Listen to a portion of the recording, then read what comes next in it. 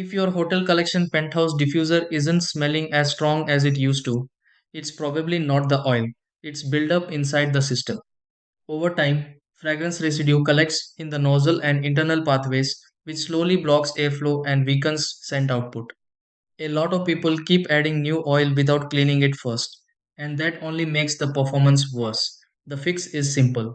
A proper clean clears out the residue and brings the diffuser back to full strength. You don't need any complicated tools, just the right steps in the right order. Let's go through exactly how to clean it the right way. Try these. 1.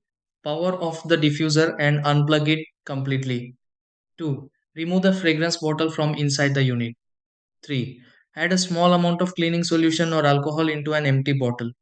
4. Insert the bottle back and run the diffuser briefly to flush the system. 5. Remove the bottle again and wipe the nozzle area clean.